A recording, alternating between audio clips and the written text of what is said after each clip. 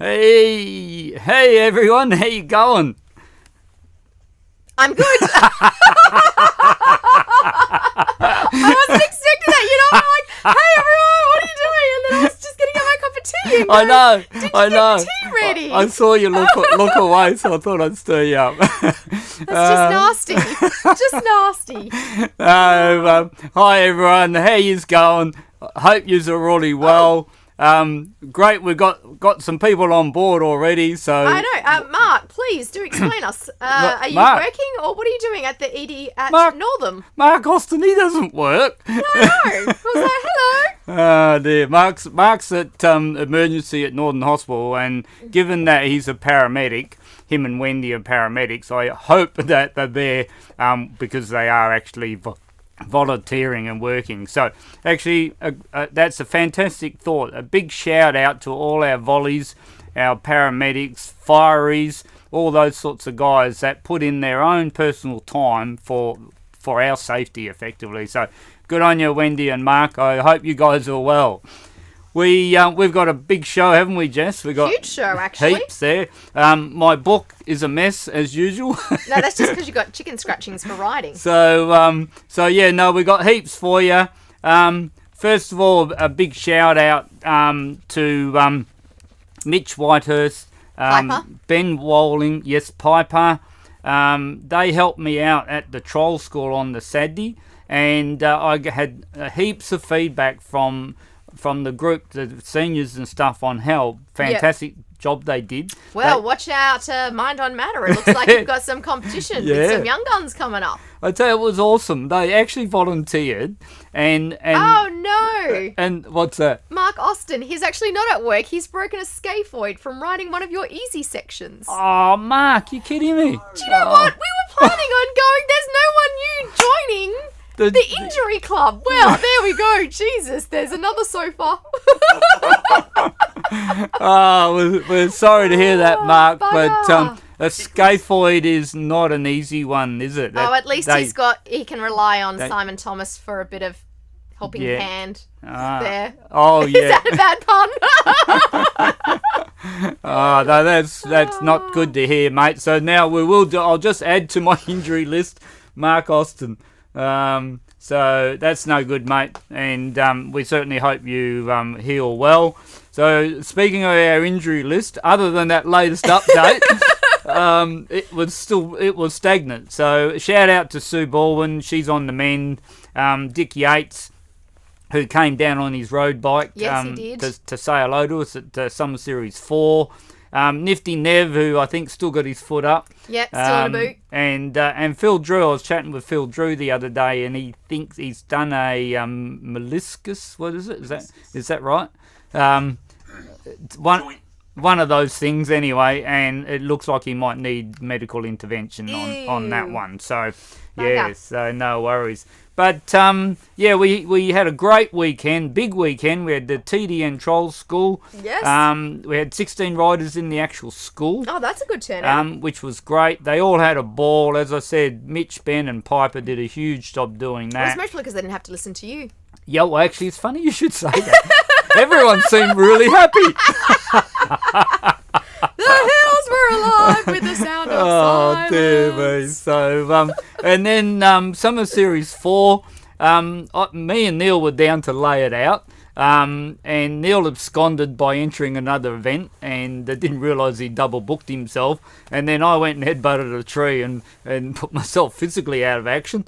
But Pete Demetro, Robin Ferguson and Frank Walling jumped in and took on the pain of me directing them where to put all the markers and everything. So I really feel your pain. Oh, so they did an awesome job. Great turnout of about 64 riders. Yeah, no, it was a big turnout. And it was nice awesome. to see everyone masking up where they possibly could. That was great. Oh, and how close were we? We were thinking Saturday afternoon after we'd laid in 10 sections, we thought, oh no, we're going to have to pull them all up. Out, but thankfully we got in all right. So, but it was great to see A grade, the red line. The competition's huge there. Oh, it's huge. Reece Dundon took it out on his 250 Sherco. He stepped up to a 250 this year. And Must be that mullet. Yeah, it must be the mullet. So, but the positioning's been changing around on A grade, so it's really interesting watching the competition on the A's. So that's awesome. The yellow again in the yellow line. Michael Keel took it out, and we very closely chased by Jaden. And Gary Klassen had a really good ride actually. I think that might have been the new riding gear. New riding gear. I've seen him looking pretty smart in that gear. So he's going really well. Maybe he's getting lessons from Shayla. Could be. Could be. Yeah, he probably is.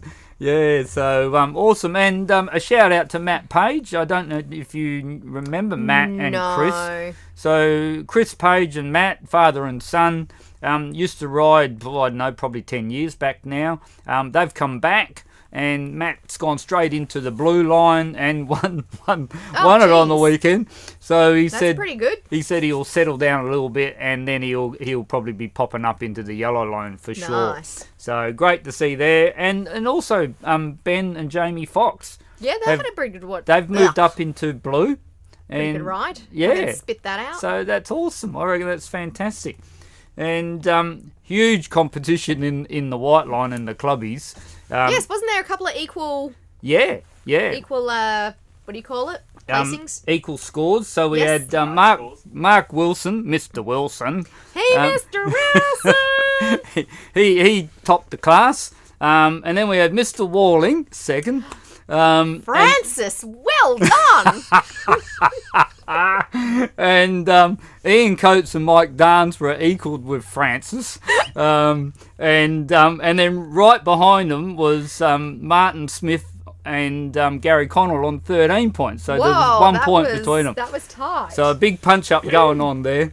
And the vets, of course, Marco Fellini, he's up there and he's pretty hard to beat, that boy. But Darren Sumpton, just a good comment here, Darren Sumpton on his Mighty TY wasn't far off him, so that's a very good ride. And I'm sure Darren had a lot of fun because he beat Leo. So he'd really enjoy that. And we've got a great competition in black plate, and I noticed... What do you mean a great competition? Isn't Jax just wiping the floor clean? Well, not quite. He's not got it all by himself, because we've actually got two Jacksons. Ooh. So, and it's spelt Jaxson, and we've got Jackson Morrissey and Jackson Douglas Peacock. Yeah. And so we're going to have the Jax 1 and Jax 2. Like thing 1 and thing 2. Awesome. So, yeah, great weekend. And even the sidecars, I appeared to have made them happy too. So, well, actually, maybe only a couple happy. I don't think Mark's happy.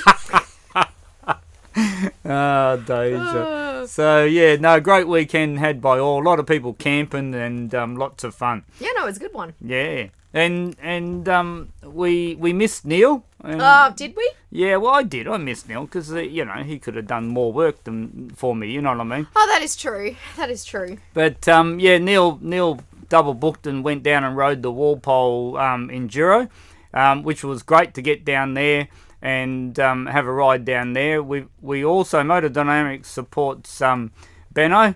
Yeah, and Ben Lawton, and Ben was down there riding and had a really good ride. He really enjoyed it out on his new Beta 390. So he's got a 394T, and loving it. So we. I guess we should mention that Neil did pretty okay for someone to ride his first. Enduro. I mean, 27th overall out of like 100 plus riders. Yeah. What was it? Second in his class. Yeah. Like, hello, could you not give the poor guys a chance? Jeez. And he took up the challenge of the log ride. Yes, we'll actually put that up on social media. Yeah. So apparently the landowner had put a log out to this little island in the middle of his dam. And he put up, was it him or his son? Yeah, son. Son put up $200 if anyone could ride out to the island and back again without falling in the drink. Water. And apparently Neil was the only one that took up the offer and walked away with $200. Ah, awesome! So it looks like I'm going to have a great Mother's Day this year. Awesome! Actually, speaking of that, Mother's Day. this weekend. Yes, guys, if you haven't organised, go out and get your wife or mother a bike. She would love it. I'm sure she will. Yeah, chuck in some tyres. She might need some tyres. Yeah. Or some oil. Helmets, gloves, riding accessories. Oh, you know what? Buy her a bike and I'll chuck in a bunch of flowers. I was going to say... And actually, I'm not even doing flowers, so that's actually a pretty big call for me to step out of Mother's Day to do a bunch of flowers. So, you know. Yeah. If you want to live, it might pay you to buy some flowers as well. Yes. And even maybe a scented candle. Awesome. So that's awesome. So certainly had a big weekend in trials, yes, we did. And just in motorbikes in general. Motorbikes in general, as a rule of thumb. So okay, now Simon, you got 20 minutes to go, so you might want to jump into this. So what are we actually going to do here today, Jess? Well, we are going to talk about the comparisons between a diaphragm clutch and a diaphragm and standard. That's it, a standard clutch. No pressure.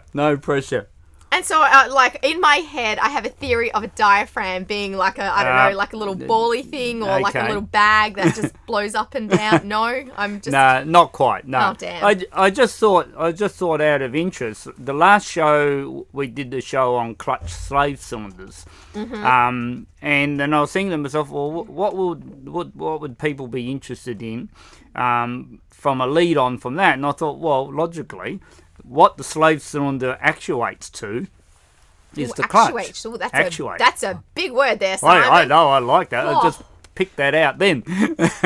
So your slave cylinder actually engages and disengages your clutch. So I figured, well, what a better roll-on to show you the two different clutches. Now, some people may not have seen a diaphragm clutch in physical sense. Yep.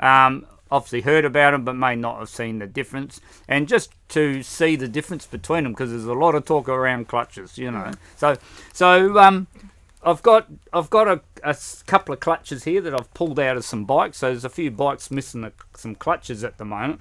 But, I hope that's not out of my new TRS.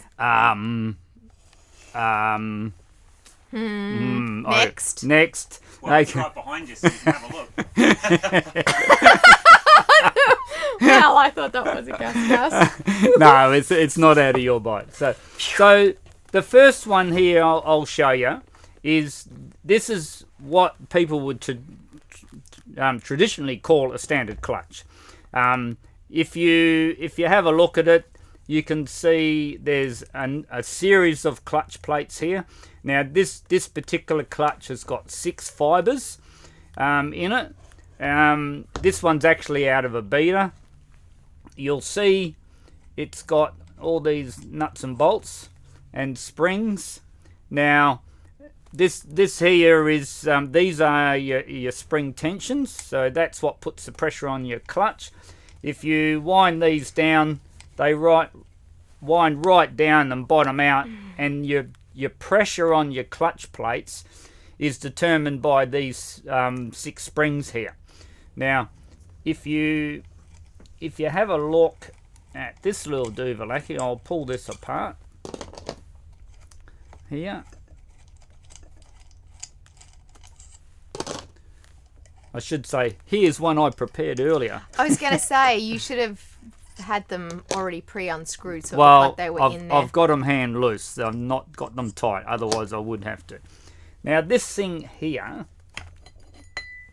this Duvalaki here, is effectively your pressure plate. Now the springs I was showing you push down on this plate, and this plate here puts the pressure down on your clutch plates. And as I was talking earlier on, there's six pressure plates. So that's 6 fibre plates. So there's one fibre plate there, and then you've got a metal plate in between. If I can pull that out. So there's your metal plate. Now there's one in between each fibre running all the way down. Now what this plate here does, I'll pop them back in. Pop that back in there. And that goes in there. Now, so this plate here is effectively your pressure plate, pressured by those springs. Now, I don't know if you remember the last show, and I talked about the slave cylinder pushes your pressure plate off your plates. So effectively, on the standard one, and this one's a beta, this rod here goes through the center one of your gear shafts, and there's another rod, and there's a ball bearing sits here inside that shaft, and then the other rod sits here, and it pushes, and when you pull your clutch in, it pushes this rod, and this pushes here on your pressure plate. On your pressure plate, and that pushes the plate up against those springs and releases the pressure off your clutch plates. But then those clutch plates to move, and you can click it into gear. Yeah, so it can slip. Now, I learned something. This Duvalaki here is your clutch basket, and you'll notice you've got two drives on it, and one drives off your crank, which drives your clutch. The motor drives this clutch basket, so it's your motor driving this clutch basket. And then this one here, as you can see, I can spin it, I can slide it around, because at the moment it's got no pressure on it. Now, this one here drives your gearbox shafts. So when you put pressure on here, it drives your gears. When you pull your clutch in and your slave cylinder pushes up on that pressure plate, it then releases the pressure and allows that to spin. And then when people talk about they get clutch drag, so that's what it is. There's no way in the world you can get away from having some kind of clutch drag, because you've got a series of plates and you've got oil between them, and there's only so much clearance, and you're always going to get a little bit of drag. So that's a multi plate. I'll just pull it out so you can see the whole thing in bits. So that's your center clutch basket, and that's your outer clutch basket. You'll see that your clutch plates hook into the outer basket there, and then your metal plates hook into the center part there. So that's basically how it works. So that's your standard, what people will call a standard one. Must be, how am I going for time? Must be time for a drink of me coffee. Yes, I think we're needing a refreshments break. Oh, you definitely got to have smoko, you know. That's a lot of work there. I think I nearly worked for 5 minutes. Oh, I think you might have, actually. You know. So now this one here, this also, theoretically, is a multi clutch plate, wet multi clutch, basketed in oil. It's got a series of fiber plates and metal plates, but this one here is what they call a diaphragm clutch. Right? Now, the difference with this is, instead of having these standard springs, what it has a ring spring, if you want to call it. I don't know if that's the technical word for it. It has its spring around here. And then these things here, these little fingers, if you can see that all right, they actually are loose there. Now, this actuates the big words there. the opposite to the standard clutch. So where the standard clutch pushes from behind, if you want to call it that, and pushes the pressure plate up, the diaphragm clutch, if you remember from the last show, I'll try. The slave cylinder is actually in your side casing, and it pushes down on your pressure plate. So it pushes the opposite direction. Now what it does, now I didn't bring one to save me having to redo the oil and all, but effectively I could probably use this one, would show the job. Now I don't know if you remember, but part of the slave cylinder was a thing I called it a top hat. Oh, yes. And it had a washer and a bearing and that on it. Now, what that does is it pushes, so that goes on top of there, and when you pull your clutch in, the slave cylinder pushes down on these fingers here, and these fingers lift the rings, the spring, the pressure plate, if you want to call it that. And spring, isn't it? It is probably a spring, or spring. It's obviously a spring. No, the name is like a Belleville. Yeah, I'm not too sure what the technical word for it is. We'll just call it a thingamabobbity. A thingity-bob. And then what that does is that releases the pressure on the plates and allows the plates to slip. Now, the same as the other one. This is your inside basket. A diaphragm spring. There you go, Mark Atherton. Thank you so much. Thanks, Mark. Diaphragm spring. So this is the same. This one fits into there. This one here is actually a TRS one, and this is a clutch out of a gasser, so they don't fit exactly right. But for the purpose of showing you, it just saved me pulling the other bike apart. But it's the same basic principle. This runs off your crank from your motor.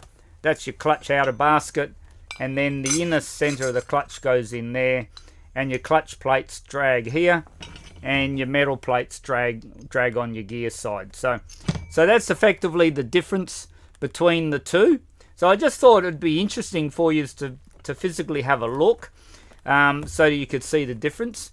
Now, the good bit about diaphragm clutches is get the gas into invention. Do they kind of make it sound better? Because when you use your diaphragm for singing and everything, you can get more power. So is that what happens with a? I'm waiting to find out where this diaphragm actually is. We're not going to get into the Sound of Music again and singing. Really? No. Oh. So that's a bit of a shame. I'll leave Neil to get into the real technical part of clutches. All right. In reality, the good thing about the diaphragm clutch is they are very predictable. They engage at exactly the same spot all the time. The beauty about diaphragm clutches, and I was just going to talk about the gas technology, but there you can adjust your clutch to suit how you want the bike to ride. So if you're an expert rider, there's a variety of things that you can do to your clutch to set it up to do what you want, right down to if you're a clubman rider to suit your style of riding. So that's the beauty of a diaphragm clutch. Your standard plate clutch is pretty well set and forget. There's not much you can do with it. Now, admittedly, you can change the springs on the beaters. You can buy your factory heavier springs, and there's a few things you can do. But in all intensive purposes, your diaphragm clutch has a lot more variety of adjustments. So, now, did not know that. There you go there, now, people. Can you see there, Jess? 1 and yes, 1? It says 1 and 3, yeah, and there's 2 in the middle, which you can't see. You can't see that. Right. So what I thought I'd show you is now the gas technology. They've come up with this concept with a different ring here where you can adjust your clutch plate. Now there's 3 positions, 1, 2, and 3. So you can have it in a soft mode, medium, and then 3 is your aggressive. So 1, 2, 3, and I think I got that the right way around. But check your manual. I always forget. I'm pretty sure number 1 is the softer setting, and I bet you forget. I bet you if Mark Atherton's there, he'll tell me straight away. But the beauty of this is it's really simple to change. It's only basically a 10-minute, 5-minute job realistically. Just remove your clutch cover, lay it on its side, torque head screws here, just remove all of these, and then you simply just shift this ring to either the number 1 setting or the number 2 setting or the number 3 setting, whichever one you want. Put all your torque screws back on, put your cover back on, and you've adjusted your clutch. Whatever you said, you got it right. I'm on to it, Mark. Oh, Mark, did you really have to do that? Like, now his head's going to get bigger. It's only taken me 6 years to remember which way it goes. So So that's the beauty of the new gas technology. You can alter your clutch.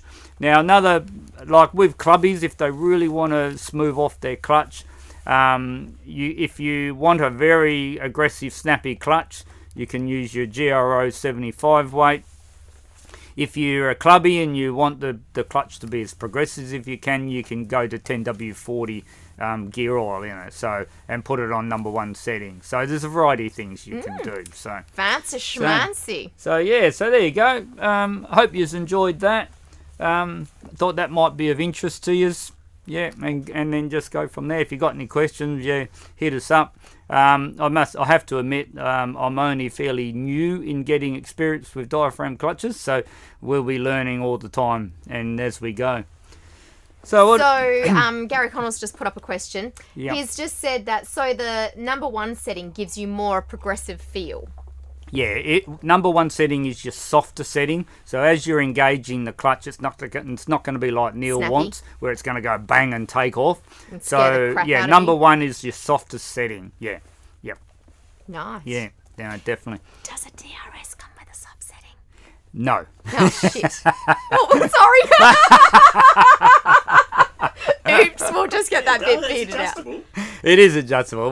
There's some things we can do. As I said, I'm still learning all the nicks and knacks around all the diaphragm clutches. Don't worry, I'll and just the go different ask models. my mate Adam Raga. He'll tell me how to ride it. Yeah, that'll be right. Now, Kyle or Chris. Now, interesting people. You know how Jess has been pestering me for the last 4 months, and more probably. Well, sitting behind us, how come this is in the office, Jess? God, because it needs a good home. It needs someone to love it. Now, and just look at it and have it. I actually told everyone at the trial I'm going to save it, and it's going to be like a oh god, what do? You know when you buy like your toy cars and you keep it in the box and you don't take it out, so it's worth a lot of money. Yeah, collector's item. So I'm just gonna have it in the box. For those who don't know, this is Jess's new RR125, which she hasn't even taken it off the bitumen yet. No, but you will notice I haven't even bloody started the engine. If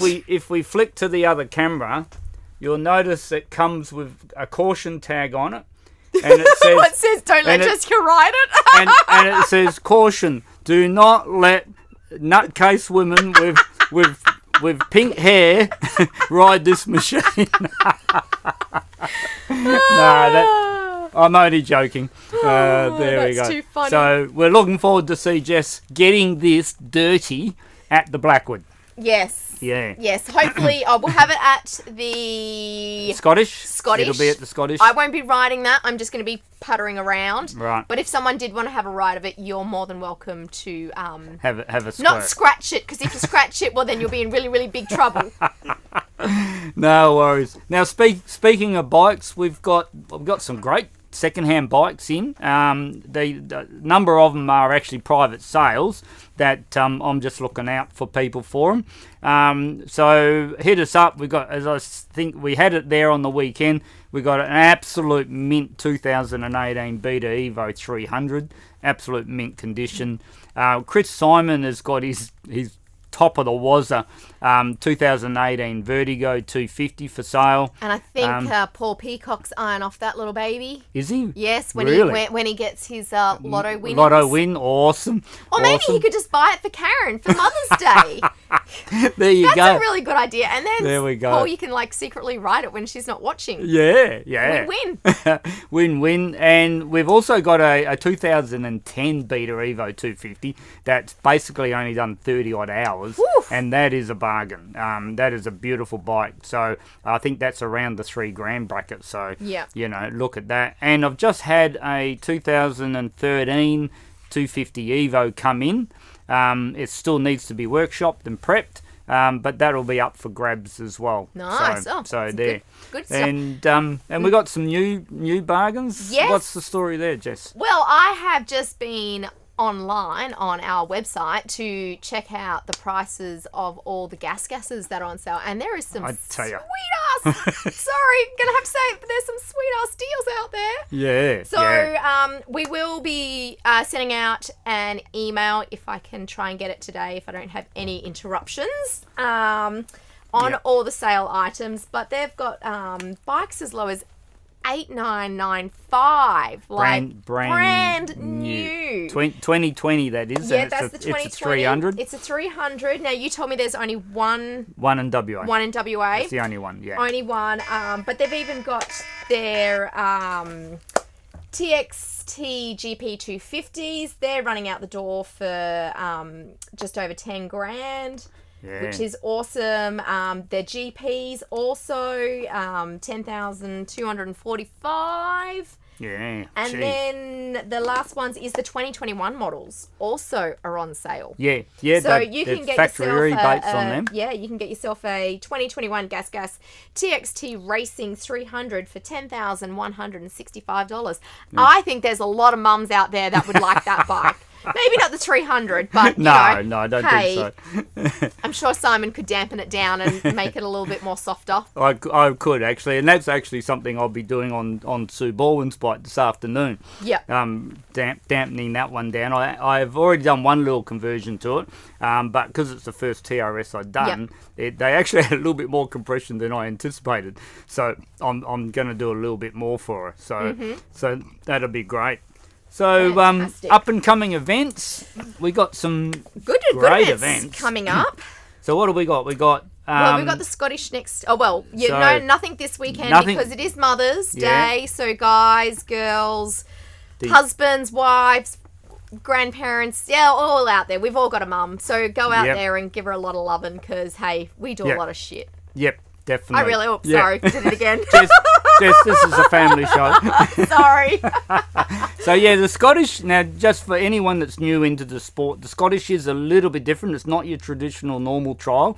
It's it is basically a timed event, and they normally lay either 2 or 3 lines, and effectively sometimes you don't really need to get off and look. You basically can go, oh yeah, I think we're going this way, and then you ride through like that. And it's continuous. And it's kind of continuous. It's like a replica of the Scottish. Yeah. So it's a mini Scottish. Without the moors, the cold weather, the snow, the Loch Ness. And all of that. So that's at Taylor's Farm, Bullsbrook. So not this weekend, the following. And they did mention at the trial the other weekend that it's recommended for clubbies and up. Pretty well clubbies and up. Now I would agree with that. So clubbies and up is that type of an event. Then the next one is the 30th of May, which is the Osset Challenge. Oh, yes. So the Motor Dynamics Osset Challenge. Now, this is out at the Pinto's Farm in 2J. And you know how welcoming and entertaining the Pintos are. Yes. And they would just love to see us all out there. Great event for the kids. This is a kids-only event, the Osset Challenge. So it's great to see all the kids out there, and I'm sure we usually always come up with a bit of fun for that event. So I'm sure the kids will have some fun there. And then we got the Blackwood. The Blackwood. Well, I don't know if you call it the Blackwood because someone's decided to go and go do the Think. Yeah. So I mean, geez, you know. I really am going to miss going to the Blackwood, but I don't think we'll miss you. But I am very excited. I don't think there's a lot of people at the club that would miss you. Oh, I've got feelings, Jess. Oh, really? Yeah, I've got feelings. Oh, really? No, but I know I've already mentioned it to you, but I'm heading to the Fink to support my son Paul, who's riding the Fink. So we'll be out there. He'll be on his Beta 450, and we're going there to support him. So I'll be thinking of you at the Blackwood, specifically Seb. So a big shout out to our production manager for X Trial, Sebastian Marks. Yeah, he'll be riding. We've conned him in to having a crack at trials, and the first trial we're chucking him into is the Blackwood. Nothing like chuck him into the deep end. Sink or swim. Yeah, and there's a number of other people. It's actually it sounds like it's going to be actually a pretty big entry and big classes big coming event. Through. So and Motor Dynamics is really proud to be supporting this event because it's an iconic event. Again, there'll be the prizes. There'll be an X11 rear tyre up for grabs.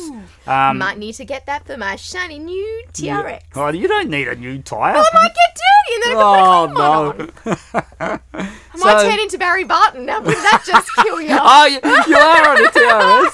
So actually, a shout out to Bass because he got himself a new TRS. So he doesn't know why because his old one actually was probably shinier than his new one. So yeah, so that's pretty well it. So yeah, plenty coming up. And we look forward to seeing you at all of these events. And just make sure if you're doing anything on your bike and you order anything, make sure you choose the pickup section, and you can pick up at the trial. So we'll have that. We'll have a little pick-uppy section. Yeah. Where it all hangs up and all that there. Yeah. We'll have the tea and coffee. And hopefully soon we might have some toasted sandwiches coming. Ooh, that sounds like get a generator. fun. Yes, which will be perfect for the winter series. Yeah. So you can get your coffee and have a nice toasty sandwich before a trial, and then you can have one after a trial. Oh, now you're talking. I might not go to the thing. I might stay for that. There you go. Who knows? We could even second Saren into doing one of his succulent roast porks again. Saren, oh mate, he had the state championships last year. Well, no, was it last year? Yeah. Yeah, it was last year. And oh mate, if we can had get that rain come down, and then you had the nice that was gorgeous. So memories. no worries, we better kick off. Yes, because you've now 5 minutes over because you talked so much. No, but that's because you were rabbiting on. You talked. Yeah. You had to rabbit on about that diaphragm I'm just going to thing. fade you to black. Neil's just going to fade us out, people. So it's goodbye from me. And goodbye from me. And keep on trialing. Okay. Have a great one. See Ciao. ya. Ciao. Awesome. Good work, Jess. Oh, damn. I was going to ask. Are you swearing again? No. Sam Black had a...